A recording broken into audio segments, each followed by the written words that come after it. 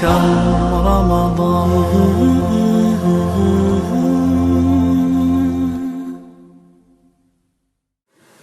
بسم الله الرحمن الرحيم. الحمد لله رب العالمين، والصلاة والسلام على سيدنا ونبينا محمد. رب اشرح لي صدري ويسر لي أمري واحلل عقدة من lisani yafqahu qawli wa ba'd. Život na ovome svijetu neodvojiv je od iskušenja. Allah tebareke ve taala stvorio je ljude i stavio ih na kušnju. O toj nepobitnoj činjenici uzvišeni gospodar govori u svojoj plemenitoj knjizi kada kaže: Alladhi khalaqa al-mauta wal-hayata liyabluwakum ayyukum ahsanu amala.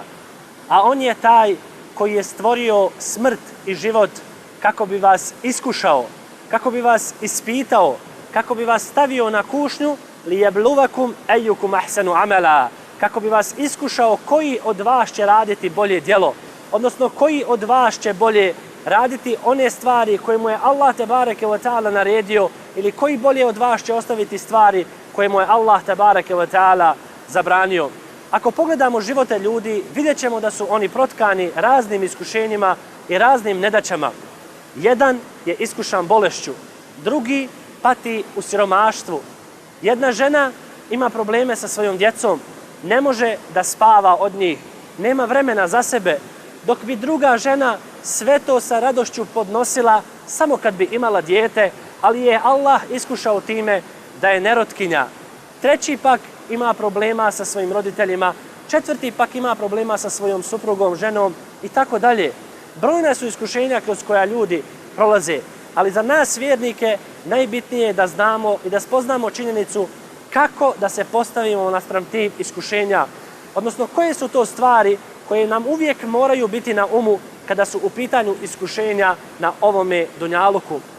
Prije svega, dragi moji brate i cijenjena sestro, moraš znati da su iskušenja dunjalučki ispit, odnosno da vjernik na svako iskušenje koje ga zadesi uvijek gleda kroz prizmu Allahovog tebareke ve taala određenja. Naime, gospodar svjetova, kada je stvorio pero, to pero je dobilo zadaću. Dobilo je zadaću da napiše sve ono što će se zbiti do sudnjega dana.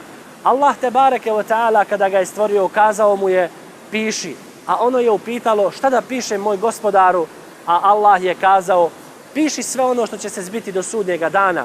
Stoga vjernik koji zna da je odredba od gospodara svjetova, on nikada ne pada u očaj. On zna da su iskušenja sastavni dio života, da je to dunjalučki ispit i on se tako prema tim iskušenjima i postavlja. S druge strane moramo znati da nas Allah tebareke ve taala iskušava jer nas voli. Da, gospodar svjetova te stavlja na kušnju zato što te voli, jer gospodar svjetova najviše iskušava one koje voli. Sljedeća stvar koja je veoma bitna jeste da znaš da su iskušenja koja su sastavni dio života i koja dolaze od Allaha tebareke ve taala, ona su tu kao lijek i milost prema tebi, Allahov robe. Zar nisi vidio mladića kojim je Allah tebareke ve taala uskratio određena dunjalučka zadovoljstva, pa je on njemu u pokornosti svakodnevnoj? Jedan istinit primjer i događaj jednog mladića koji je jedan period svoga života bio u kolicima, nije mogao da se kreće, a zatim je Allah dao da se izliječi. Pa kada se izliječio, kaže taj mladić, nije ostao ni jedan grijeh, a da ga ja, na'udhu billah, nisam počinio. Stoga vidimo da je ono prethodno iskušenje u kojem je on bio, a to je iskušenje da nije mogao da hoda, zaista za njega bila milost i lijek.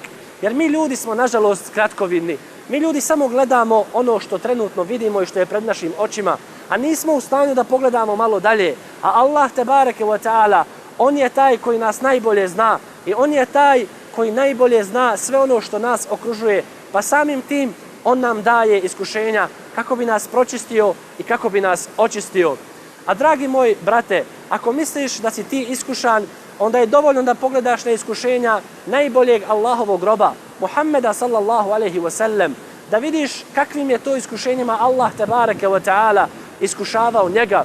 O moj brate koji si iskušan siromaštvom, znaj dobro da Allahov poslanik, kao što je došlo u hadisu od Ebu Umame, nikada nije imao viška brašna nikoliko za jedan hljeb, i to ječmeni hljeb. Da, Poslanik sallallahu alejhi ve sellem u svojoj kući nikada nije imao viška brašna nikoliko za jedan hljeb. O ti koji si iskušan bolešću, pogledaj u poslanika sallallahu alejhi ve sellem, on je podnosio bol koju podnose dvojica od nas. Prenosi nam Abdullah ibn Mas'ud i kaže: ušao sam kod Allahovog poslanika sallallahu alejhi ve sellem kada je bio bolestan, pa sam mu kazao: inni arake tuaku waken šedidan ja Rasulallah, ja vidim Allahov poslaniće da se ti izuzetno patiš i mučiš. Kaže mu poslanik sallallahu alejhi ve sellem: zaista ja podnosim bol i muku kao dvojica od vas običnih ljudi. Dakle, poslanikovi bolovi su bili dupli, a ne kao što je to kod nas slučaj. O ti Allahov robe koji si iskušan uznemiravanjem drugih ljudi, zar nisi vidio Allahovog poslanika sallallahu alejhi ve sellem? Allah nam to potvrđuje Kur'anom i govori da ga nazivaju raznim imenima, da ga vređaju, nazivaju ga luđakom, nazivaju ga sihrbazom, nazivaju ga maloumnikom, ali Allahov poslanik sallallahu alejhi ve sellem sve te uvrede trpi i podnosi. Zato je na nama, draga moja braćo i cijenjene sestre, da i mi trpimo i podnosimo te uvrede i da znamo da su iskušenja koje nam dolaze samo ispit od Allaha tebareke ve ta'ala i da znamo da za svako iskušenje bivamo nagrađeni. A onaj koji je iskušan možda najvećim iskušenjem na ovom svijetu, a to je gubitak djeteta, znaj i pogledaj da je poslanik sallallahu alejhi ve sellem iskušan i većom kaznom, subhanallah, da je Allah tebareke ve ta'ala iskušao ga gubitkom ne jednog djeta, ne dva djeta, nego je poslanik sallallahu alejhi ve sellem ukopao 5 svoje djece. Da, Allahov poslanik Muhammed sallallahu alejhi ve sellem ukopao je gotovo svu svoju djecu svojim rukama. Kada je njegova kći Zejne preselila, došlo je u predaj da je stajao pored sobe u kojoj su žene gasule njegovu kćerku, pa je skinuo svoj teub, svoju odjeću i dao je ženama i kazao: umotajte moju kćerku u ovu odjeću, da joj ona inša Allah bude zastor i da joj se Allah zbog toga smiluje. A kada mu je preselio njegov sinčić Ibrahim, koji je imao 2 godine, poslanik sallallahu alejhi ve sellem je plakao kada ga je nosio u naručju da ga spusti u kabur i kazao: zaista oko plače i zaista je naše srce tužno, ali mi nikada ne govorimo osim ono čime je Allah tebareke ve ta'ala zadovoljan.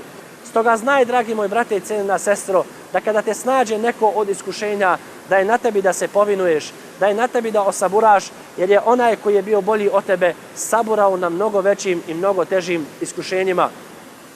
I još jedna bitna napomena jeste da za svako iskušenje koje nas zadesi na dunjaluku moramo znati da imamo nagradu. Dakle, svako iskušenje koje potrefi čovjeka vjernika, svaki musibet koji ga snađe, musliman vjernik ima nagradu. I ne samo to, nego Allah tebareke ve ta'ala za svaki grijeh koji nas nađe briše nam grijehe. Kao što je došlo u hadisima da za svaki onaj musibet ili iskušenje Allah briše neke od grijeha. I isto tako, ne samo da briše neke od grijeha, nego da nam povećava stepene i da ređe u džennetu. Čovjek, vjernik, ne biva uboden ni trnom, dakle ne snađe ga nijedno malo iskušenje kao što je ubod trna, a da mu Allah zbog toga ne oprosti neki od njegovih grijeha.